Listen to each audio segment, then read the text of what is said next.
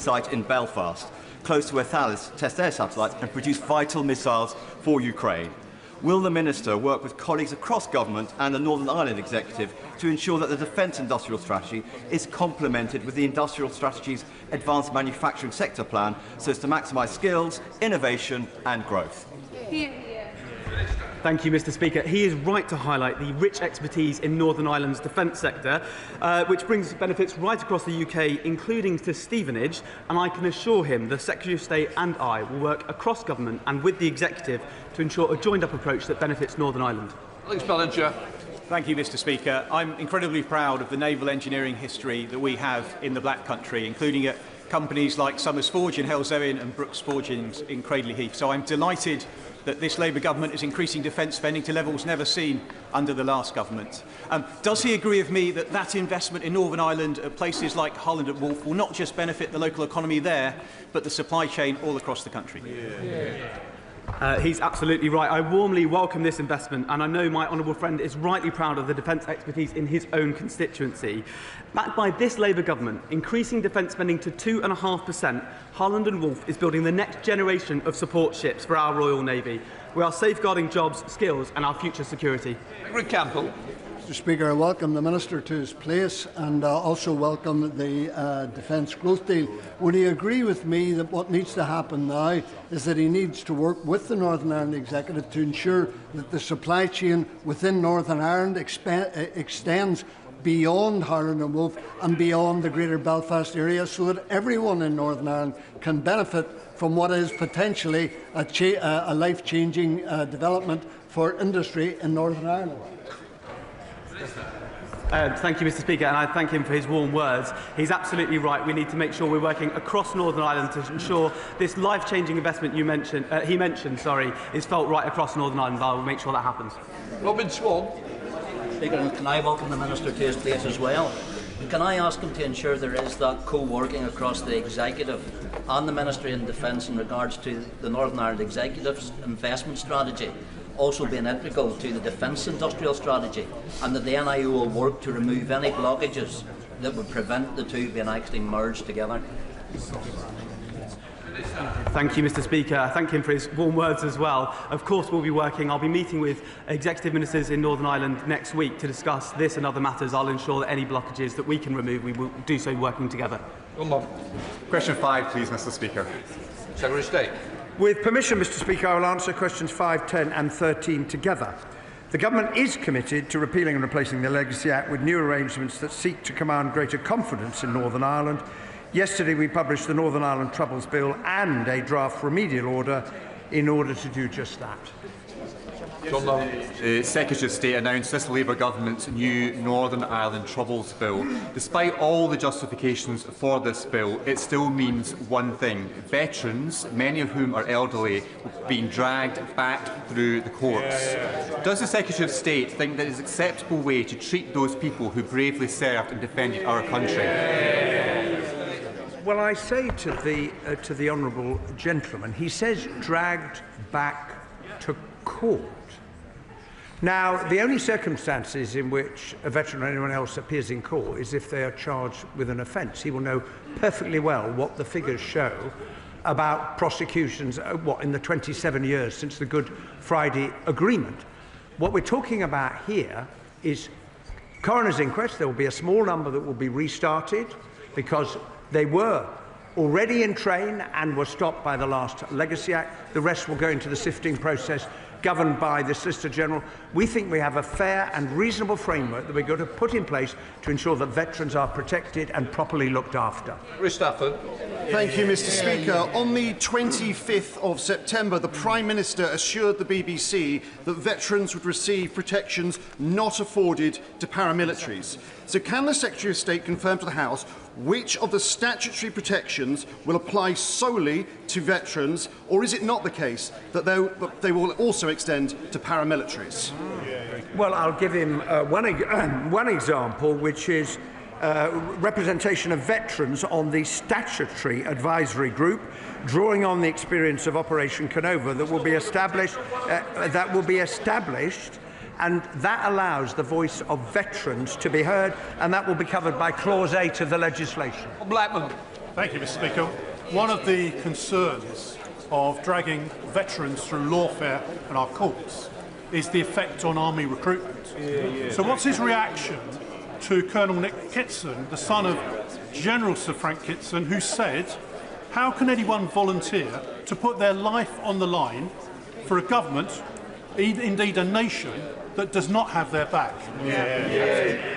Well, I would say to the honourable gentleman, I meet many cadets who are very keen to join the armed forces, and we should pay tribute to all of those that are offering their services to the nation in defence of the realm, and we should not talk down the importance of that recruitment effort. I think if anybody looks in the round at what we are putting forward, they will think it is reasonable, and I've met many veterans, as the Veterans Commissioners have said, who will argue we're not looking for immunity under the law, which is what the Legacy Act gave. They're looking for fairness under it, and that is what we will provide. Toby Perkins. Mr. Speaker, does my right honourable friend agree with me that people who join the British Army absolutely recognise that they have to abide by the law, but also expect the government will have their back and will offer them that fairness? Can he offer the assurance that people who've served in Northern Ireland will be given the same fairness that they should expect, and that this is a government that genuinely has their back? I'm very happy to give my honourable friend that assurance, and to take one other example of the protections, saying that no veteran will have to return to Northern Ireland to engage with legacy processes is something that was put to us by veterans in the discussions that we had. We are legislating for it in the bill. Secretary of State Alex Baker. Thank you, Mr. Speaker.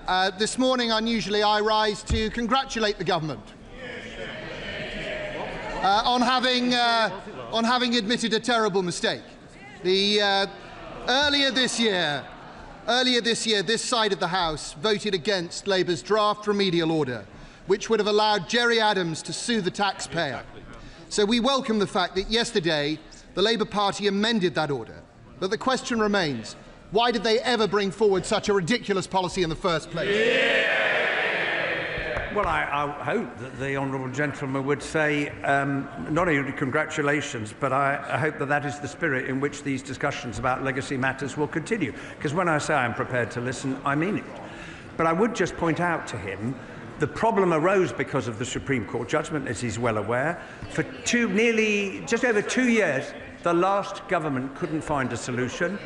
The one that was put in place didn't work because it was found to be incompatible, but I have reflected on the point that was made in representations, and this will ensure that there is no gap, as it's been referred to, but we have found a mechanism which we believe will achieve what 46 and 47 sought to do but failed. Alex Burkhardt. Well, I invite the Secretary of State to look at his own legislation, because clauses 89 and 90 are markedly similar to the sections that we left him. Now, this side of the House may have won the battle over this, but we still haven't won the war to protect our veterans from vexatious complaints.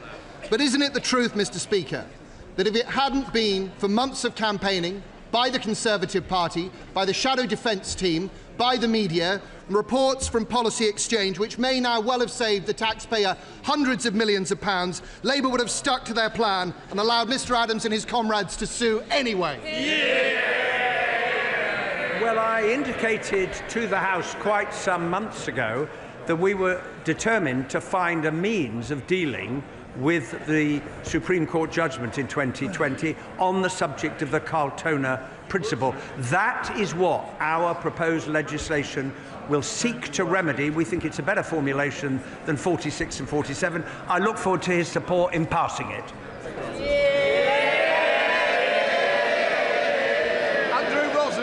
Number 6, Mr. Speaker.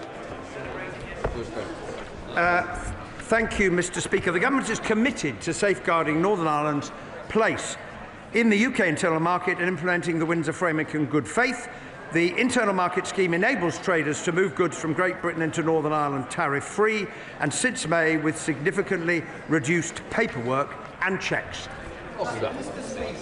It is a disgrace that the Safeguarding the Union provisions severely restrict trade between Great Britain and Northern Ireland, binding the province to 300 areas of EU law, over which the people have no say. So, will the Secretary of State take steps to remove what is left of this damaging international trade border within our own nation and restore the birthright of the people of Northern Ireland as equal citizens of this United Kingdom? Well, I'll just say to the honourable gentleman, those who advocated that we should leave the European Union, this is the consequence of it, because you had an open border, 2 different jurisdictions. How are you going to deal with trade in those circumstances? And secondly, the goods are flowing, the goods are moving. And if you look at the evidence, the Northern Ireland economy in the second quarter grew by 2%. That is not indicative of a problem. Minister Mike Wood. Thank you, Mr. Speaker. On the 26th of November last year, the Health Secretary assured this House that the Tobacco and Vapes Bill will apply in Northern Ireland. Now, the Secretary of State will know that the age-based sales ban affects the placement of tobacco products on the market and so is potentially in breach of the EU's Tobacco Products Directive. So can the Secretary of State repeat the Health Secretary's assurance and also tell us whether the government has confirmed with the European Union that the ban will stand in Northern Ireland?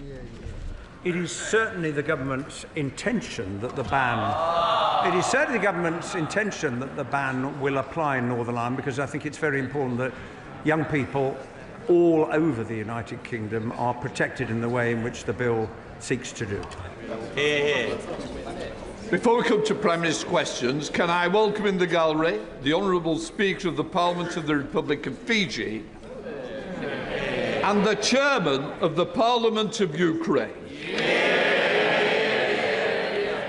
Members will also know that today marks the 4th anniversary of the death of our friend and colleague Sir David Amos, who was murdered in his Southend West constituency in 2021. Sir David was a long-serving Member of Parliament, respected and liked by members across the House, dedicated to his constituency. We remember him fondly.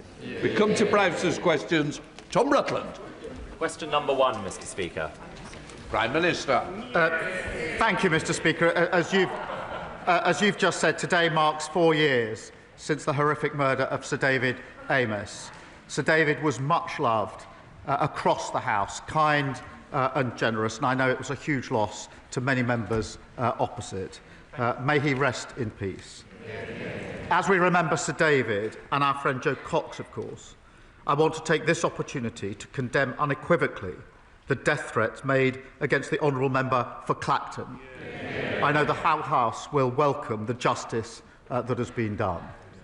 Whatever our disagreements, we are all parliamentarians, and I won't stand for violence or threats against our democracy.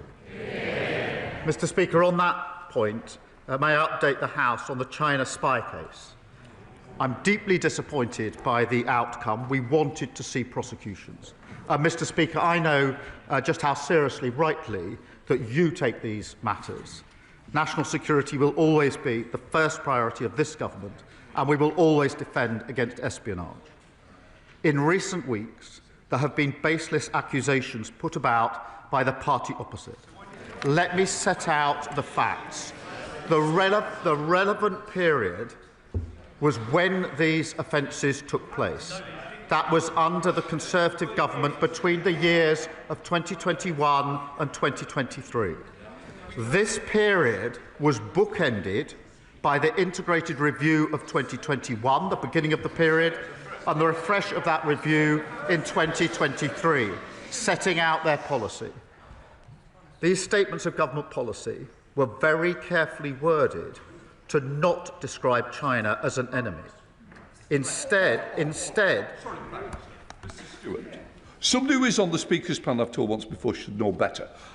Do not question my judgment. I thought it was important that the Prime Minister tells this House first rather than somewhere else. So please, this is very important to me and very important to the House. I take it seriously, so I don't need any more side comments. Prime Minister. Thank you, Mr. Speaker. The review of 21 and the refresh of 23 were very carefully worded to not describe China as an enemy. Instead, they stated increased national security protections where China poses a threat, and that the then government would engage with China to leave room open for constructive and predictable relations. The Deputy National Security Advisor, Matt Collins, set out the then government's position in a substantive witness statement in 2023, which was subsequently supplemented by 2 further short statements. The Cabinet Secretary assures me that the DSNA faithfully set out the policy of the then Tory government. I know firsthand that the DSNA is a civil servant of the utmost integrity, and those opposite who worked with him, I'm sure, would agree with that assessment. Under this government, no minister or special advisor played any role in the provision of evidence. I can't say what the position was of the previous government in relation to the involvement of ministers or special advisors. If the Leader of the Opposition knows the answer to that question, and I suspect that she does, I invite her to update the House. Last night, the Crown Prosecution Service clarified that, in their view, the decision whether to publish the witness statements of the DSNA is for the government. I have therefore carefully considered this question this morning, and after legal advice, I have decided to publish the witness statements. Given the information contained, we will conduct a short process, but I want to make clear I intend to publish the witness statements in full. Let me say this, to be clear, had the Conservatives been quicker in updating our legislation, a review that started in 2015, these individuals could have been prosecuted and we would not be where we are without. I'm happy to answer any questions on this. Mr. Speaker, this morning I had meetings with ministerial colleagues and others. In addition to my duties in this House, I shall have further such meetings later today. Thank you, Mr. Speaker.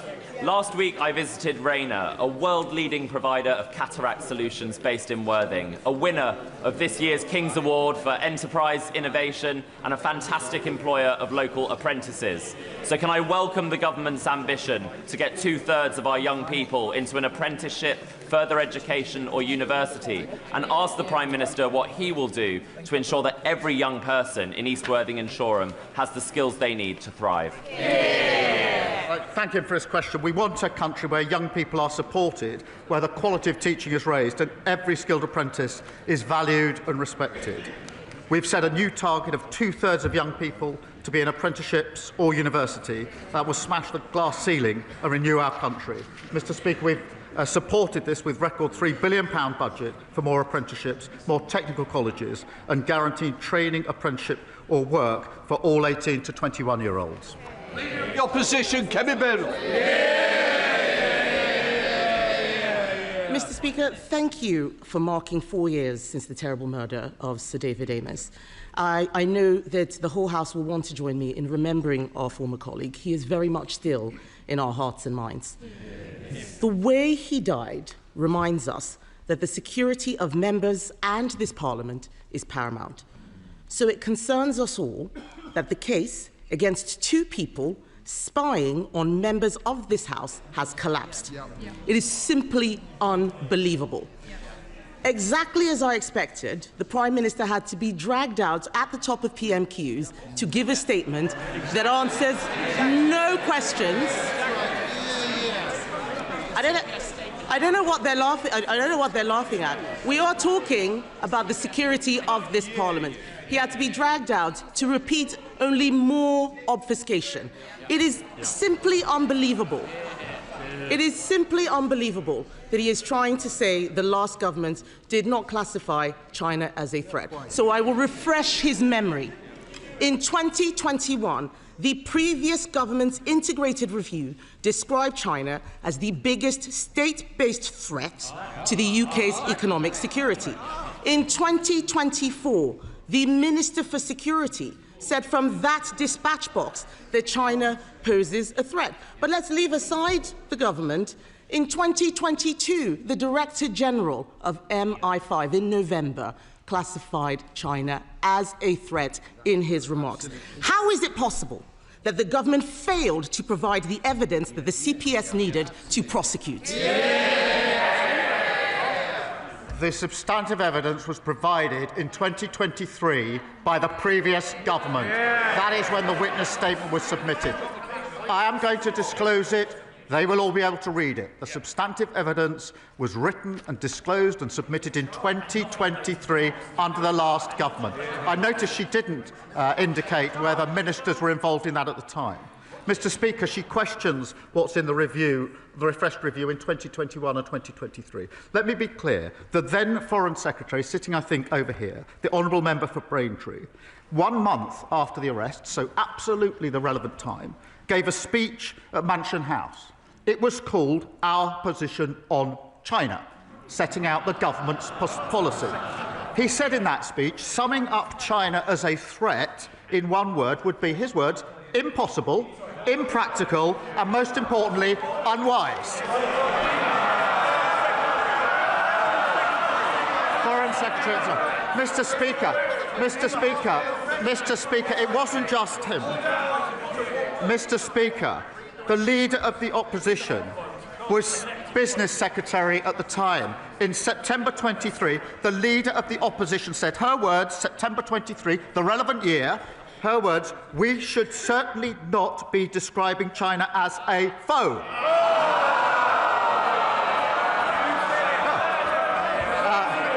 It's worth looking up the word foe in the dictionary, Mr. Speaker. She went, Mr. Speaker, it doesn't end there, Mr. Speaker. In September 2024, the Leader of the Opposition said this, I quote, I have shied away from calling China a threat. She is playing politics with national security. The Prime Minister can read the beginning of a quote. Let me finish that quote.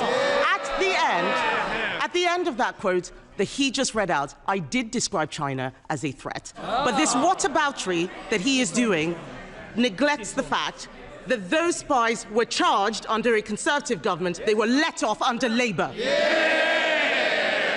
He has not answered any questions. On Monday, Mr. Speaker, on Monday, the Security Minister repeatedly told the House that ministers did not take decisions, that it was the Deputy National Security Advisor who had full freedom.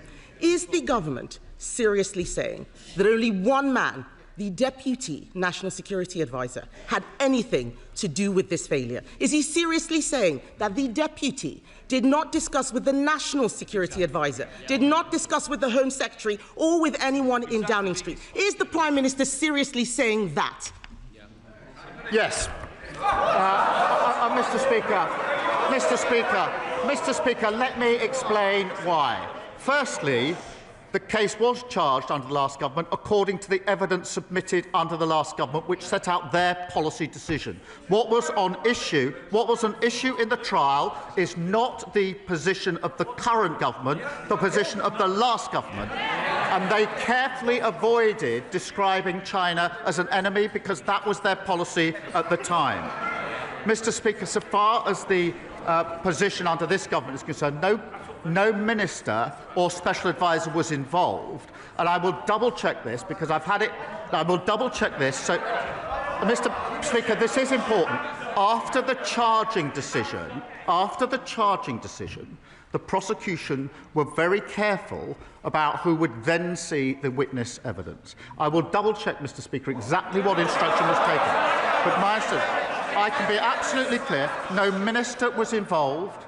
No special advisor was involved in this, and I'm assured as I can be that the prosecution was saying that it would be the witnesses only that were involved in short updates, the evidence that was submitted under the last government.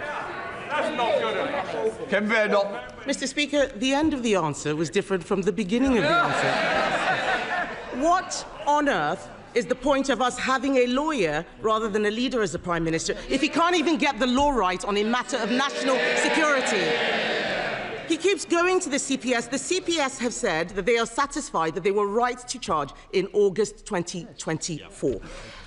The Sunday Times reported that Jonathan Powell, the Prime Minister's national security advisor, convened a secret meeting to discuss the security consequences of the China spy trial. Did the meeting happen, or is the Sunday Times making it up? Mr. Speaker, she's clearly not a lawyer or a leader. Mr. Speaker.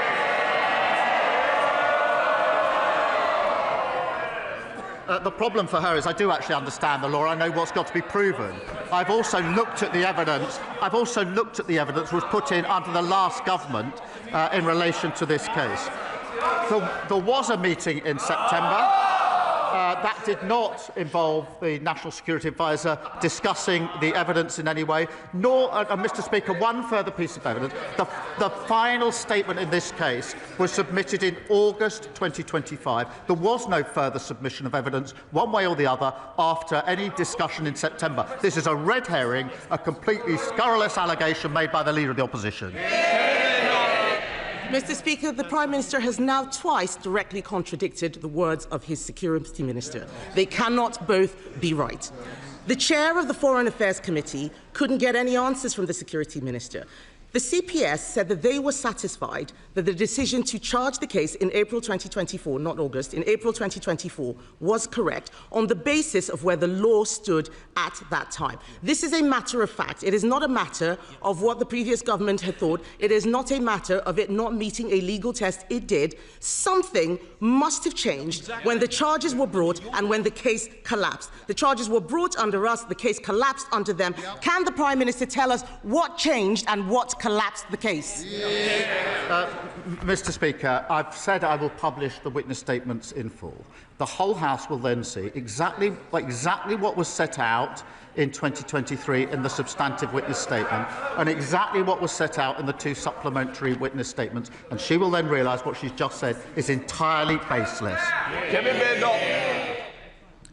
Mr. Speaker, the CPS has said in the clearest terms that this prosecution was dropped because this government did not provide the statement they expected. Why should we believe a man who at the last Prime Minister's questions said he had full confidence in the best friend of a convicted paedophile? Forgive us if we don't trust a word he says. This all stinks of a cover-up. Given his statement earlier, will the Prime Minister publish today not just the government witness statements, but also the meeting minutes and all of the correspondence that he had with the CPS? Mr. Speaker, let me be clear. The only process I want to go through is in relation to some of the individuals in the statements to make sure they know it's coming out. I can assure the House there's no substantive delay here. I know it is of concern to a number of people, acute of concern to them. I will have the statements out in full. There is a bit of proper process I need to go through. The honourable member will understand why that's necessary. Then they'll be published in full. She asks about minutes, etc. There is a usual rules and process for government. But I remind her that the substantive issues in this case were discussed at meetings under the previous government. So they're asking me to disclose the discussions that they had in relation to the witness statement in the first place. Mr. Speaker, you deserve better, and this House deserves better than the evasive answers that we have had from the Prime Minister. Even the former Cabinet Secretary, Lord Butler, has accused the government of being economical with the truth on this issue. The Prime Minister can't tell us why Jonathan Powell had a secret meeting which the Security Minister said he had no involvement in the case. He can't tell us why his government did not provide evidence that China was a threat. I suspect those statements won't prove it either. He's blaming his civil servants. He's blaming the media. He's blaming the last government. He cannot explain why he could not see this case through. He should have seen this case through. And let me be clear, Mr. Speaker, about what has happened. A serious case involving national security has collapsed because this government is too weak to stand up to China. And if the Prime Minister cannot protect the members of this House, what does that say about his ability to protect this country? The case did not proceed because the policy of the past government did not meet the test that was necessary. That is the long and the short of it. far from evading, I have said I will disclose the full witness statements that set out exactly what was in the witness statements, exactly what the subsequent statement says, and the allegation that somehow they were changed, that the first statement and the second statements are different, is completely and utterly unfounded. Mr. Speaker, it's a pathetic spectacle. Instead of taking responsibility for the fact they failed to update the law so this case could actually be the review, Mr. Speaker, 2015 was the review into legislation. They took 8 years to change the law. Had they done that more quickly, this case would have proceeded. It was their failure, and they're just slinging mud.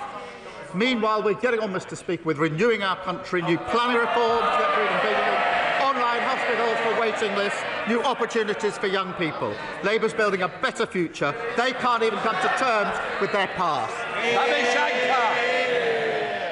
Thank you, Mr. Speaker. Derby is a city on the up, but unfortunately this last year we've been devastated by knife crime.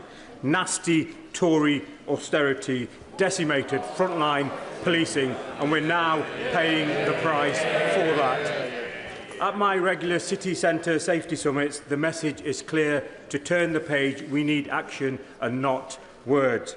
Can the Prime Minister update my constituents on what action this government is taking to make sure all our residents, our visitors and our workers can enjoy our city centre safely?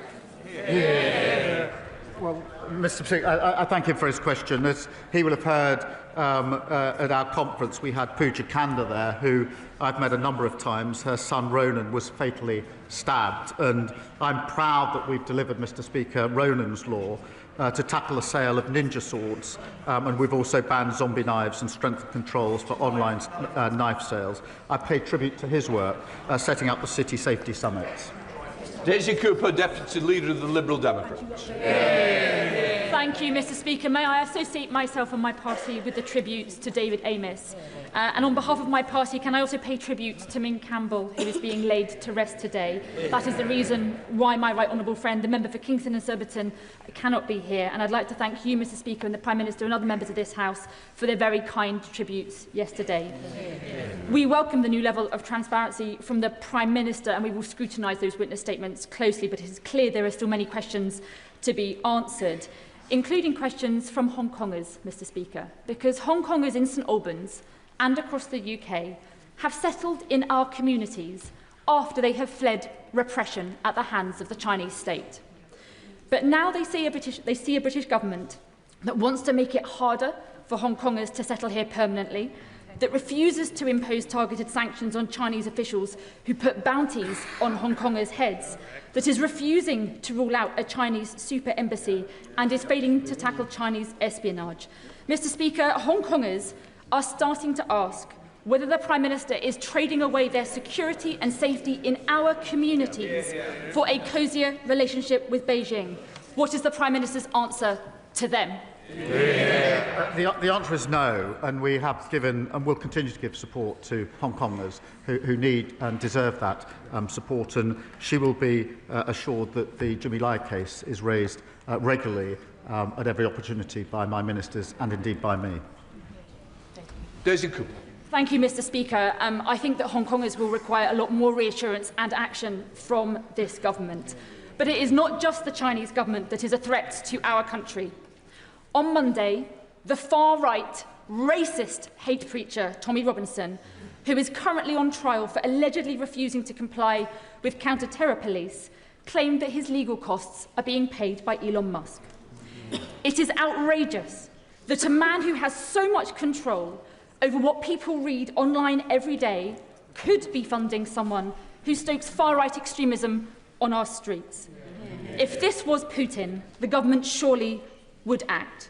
So will the Prime Minister commission the security services to assess the threat that Elon Musk poses to our democracy and recommend measures to this House that we can take to stop it?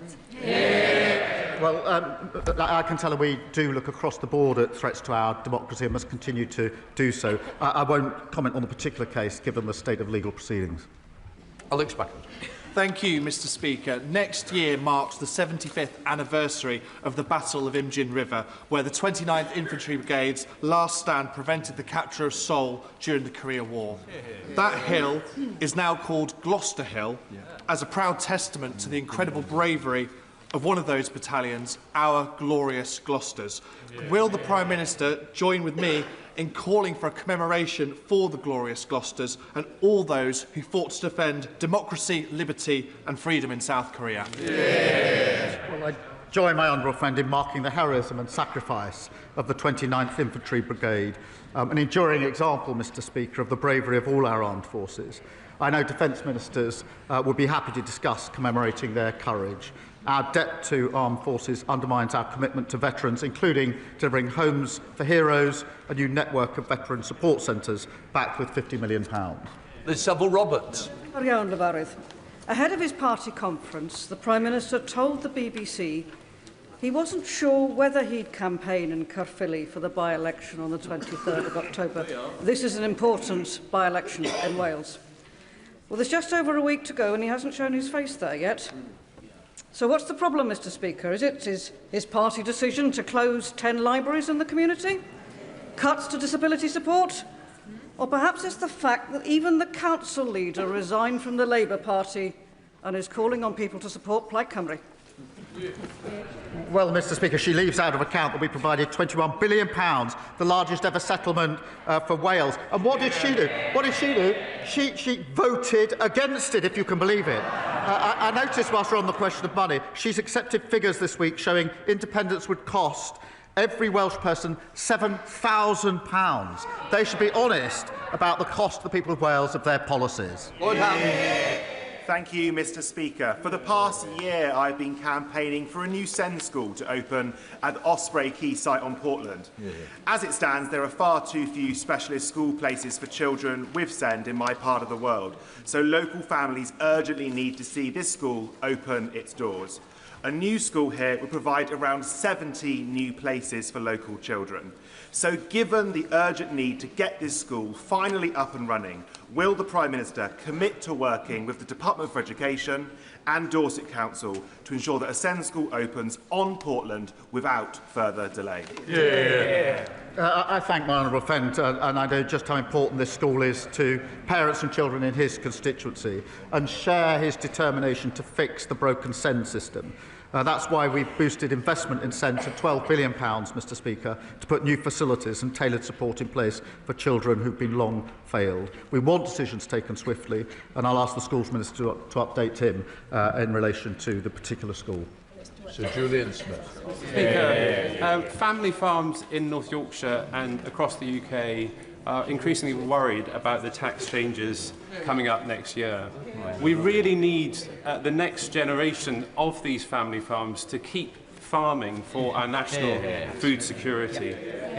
SEND Tax has produced an excellent detailed academic report proposing a number of compromise amendments and changes that would both deliver to the government and protect the family farm. I realise he cannot comment about the budget, but could I ask him and the Chancellor to look at this report as they prepare for the end of November budget? Well, I agree with him that food security is national security. I do believe our reforms strike the right balance and enable investment in public services to rural communities that they rely on. I do thank him for drawing my attention to the report. He's right to do so. What really matters is increasing the year-on-year profitability of our farmers, and that's why the former president of the NFU is leading a review for us on farm profitability. We're also delivering, Mr Speaker, a 25-year farming roadmap, boosting export opportunities through the EU and US trade deals, backed by £11.8 billion in the budget for farming. Ben Goldsborough. Mr Speaker, as many honourable members know, I am currently being treated for stage 2C skin cancer. I'm responding well, but only because it was caught early and because I've had the very best of NHS care. Not everyone is so fortunate. Zoe Panayi, a 26-year-old from the Isle of Wight, was told her mole was harmless. She had it removed privately, but proved to be malignant. She tragically died in 2020. Her family, Charlie and Eileen, in the gallery today, have shown extraordinary courage, working with my honourable friend, the member for the Isle of Wight West, and me to campaign for Zoe's Law, compulsory testing of all moles to be removed. Will the Prime Minister meet with us and Zoe's family to discuss how we can make this a reality? Well, on behalf of the House, can I wish my honourable friend the very best for his recovery. I know this is a deeply personal campaign for him, a campaign that's also supported by my honourable friend for the Isle of Wight West. Can I send my deepest sympathies and pay tribute to Zoe's family who are with us today. Their bravery is staggering, and I share their determination to improve cancer survival rates. That's why we're investing billions to see earlier diagnosis, faster treatment of cancer, and developing a national cancer plan. In relation to a meeting, yes, of course, we will get that set up. And if the family are available and it's convenient, and I don't know whether it is, I will ask the Health Minister to meet them later on today, or at the earliest opportunity if that's not convenient, so that they can have that discussion. Bedford. Thank you, Mr. Speaker. Business confidence has fallen for 5 consecutive quarters, and Rix has said there is significant concerns in the housing market. Now, the Prime Minister could inject some confidence back into the economy. He could help working families get onto the housing ladder, and he could even simplify the tax affairs for his cabinet if he adopted the policy advocated by the Leader of the Opposition in scrapping stamp duty on residential properties. Now, will the Prime Minister at least commit that he won't be raising property taxes in his nightmare before Christmas budget? Well, Mr. Speaker, we're certainly not going to be following the Leader of the Opposition. She unveiled what she called her golden economic rule, I think it was. That involves, on the one hand, £47 billion of spending cuts. That's a fifth of the NHS budget, with not a shred of detail about where the money would come from. The Institute for Government said it was on shaky foundations. More unfunded tax cut, more austerity for public services. They haven't listened and they haven't learned. Sam Rushworth. Thank you, Mr. Speaker. Between 2021 and 2023, 41 mental health patients in the care of Teessask and Wear Valley NHS Trust lost their lives, leading to a damning report by NHS England and calls from my constituents for a public inquiry. And it's not just historic. My surgeries are still filled with harrowing stories of failure. Will the Prime Minister join my calls, therefore, for a public inquiry to get to the bottom of what went wrong and to rebuild confidence with new, more appropriately sized local NHS mental health trusts which are fit to serve our constituents? Well, my honourable friend has been a strong advocate for his constituents on this issue. The Health Secretary has met the families affected by these failures twice, I think, this year to hear their stories. And I want to be clear that what happened to their loved ones is unacceptable. The Health Secretary is currently considering the best way forward, so the families will get the answers that they deserve. It's right that they receive any update first, but I can assure him that we'll provide that update just as soon as we're able to do so. Becca Smith. Thank you, Mr. Speaker. Later on this afternoon, I'm going to be launching a small business survey so that the 3,000 SMEs in my constituency who employ thousands of my constituents can have their say about what it's like to run a business under a Labour government and what their concerns are ahead of the budget. However, Mr. Speaker, I want to give the right honourable gentleman the opportunity for me to share a word of hope from him ahead of the budget. So will he tell my constituents that he has heard the pleas of SMEs and their frightenedness about the budget, and that he will scrap business rates for hospitality and leisure, that he will scrap the family business and family farm tax, and that his government will commit to no further tax rises for business? Mr. Speaker, just a few months ago we published our small business strategy. That was based on what small businesses take to it. I'll make a copy available to her so she can give one to every member of her constituency before they fill in the survey. Dixon. Thank you, Mr. Speaker. This government is renewing Britain's, and for the benefit of the Leader of the Opposition, that's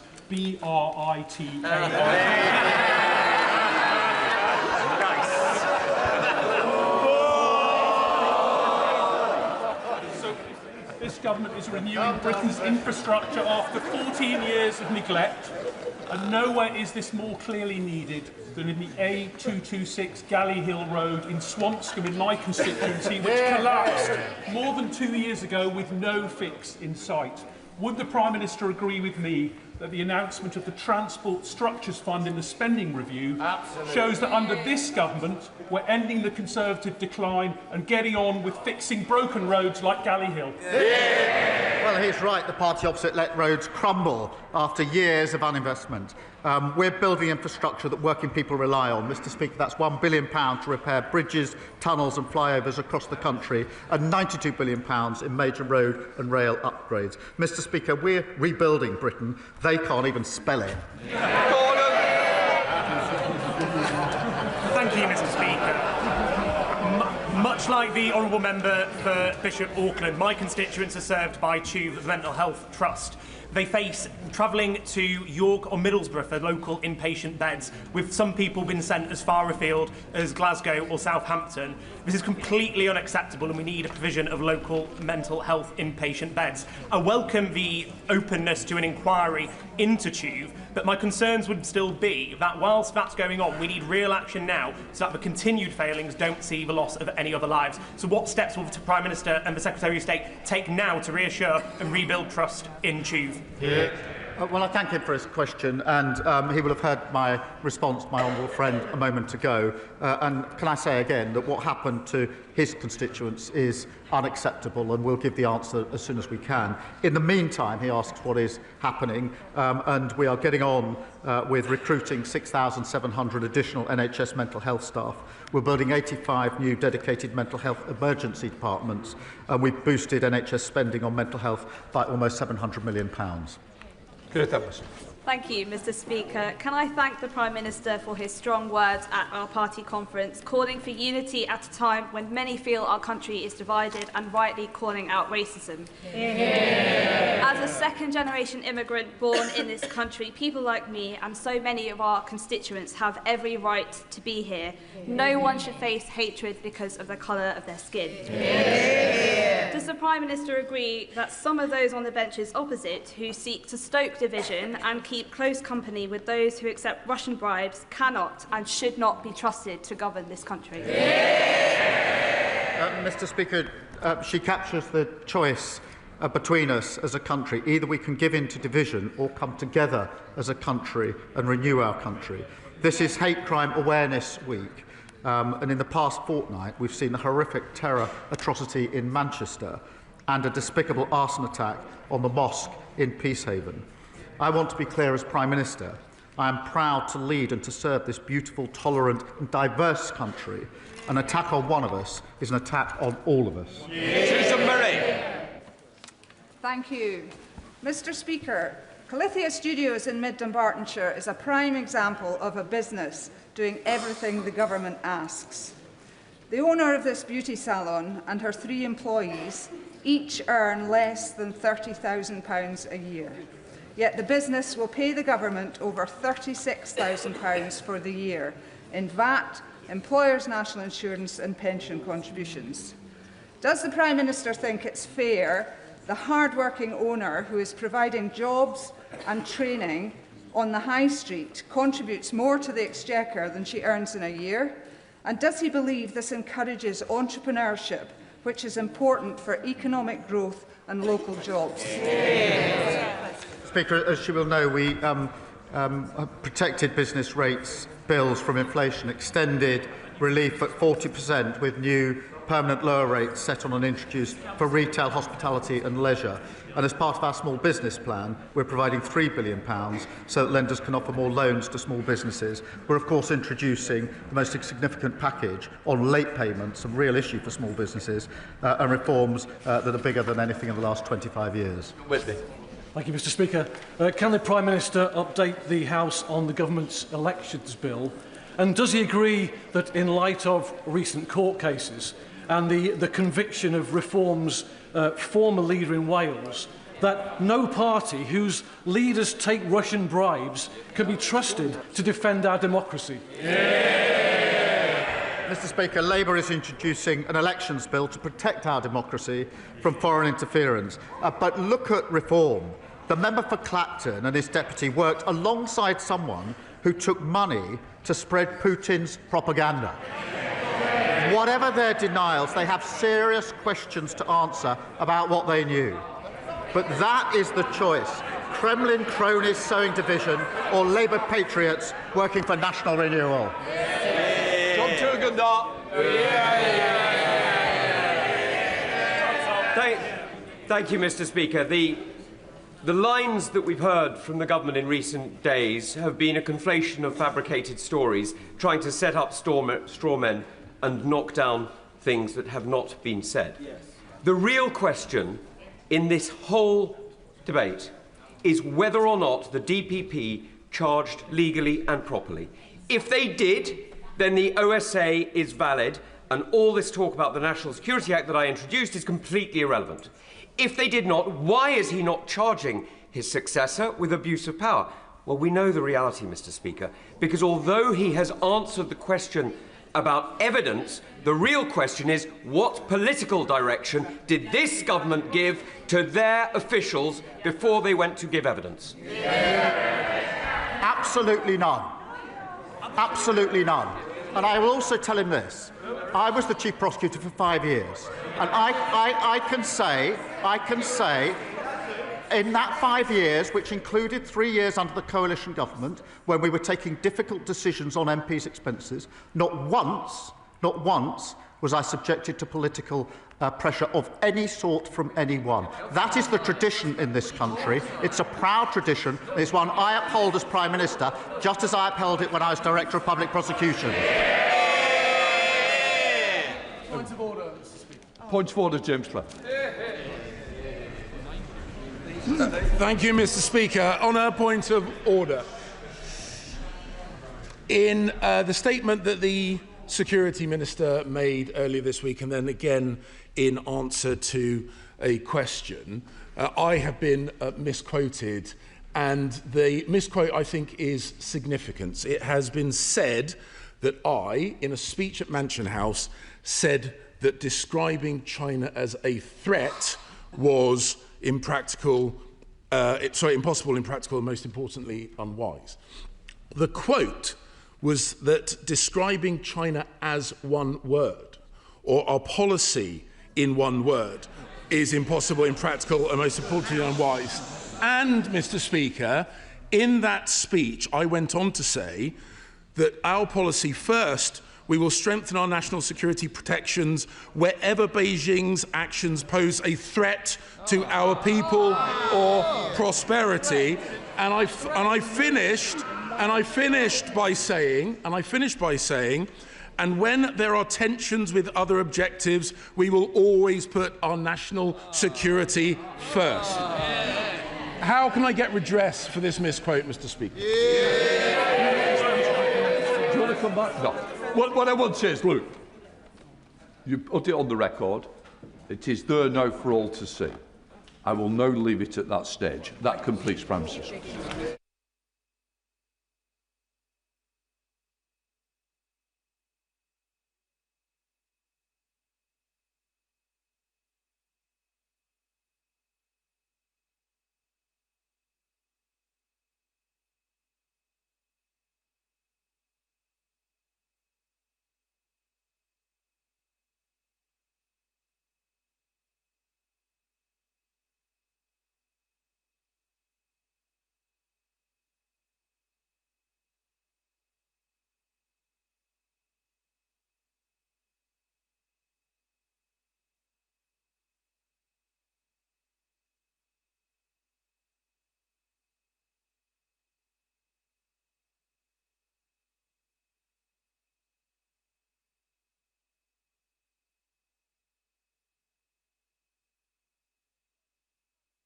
Out the chamber swiftly. We have an urgent question shortly. Ed Morello. Thank you, Madam Deputy Speaker. To ask the Minister whether he will make a statement on the adequacy of Jehoots as a pharmacy provider. Minister Stephenson. Thank you very much, Madam Deputy Speaker, and I congratulate the honourable member for West Dorset for securing this important urgent question. Pharmacies play a vital role in our healthcare system. They are at the heart of our high streets and the cornerstone of communities up and down the country. That's why this government has given pharmacies a funding boost of almost £500 million this year, more than any other area of the NHS, and the biggest uplift in years. Indeed, we've provided a 19% uplift over the 2-year period. The vast majority of pharmacies provide excellent care to their patients, but unfortunately there are some that fall short of the standards that we expect. And sadly, the services provided by JUTs are falling well below the mark. Honourable members will know that several integrated care boards have been deploying contract management actions against JUTs, initially in the form of breach notices. Integrated care boards enforce the NHS terms of service on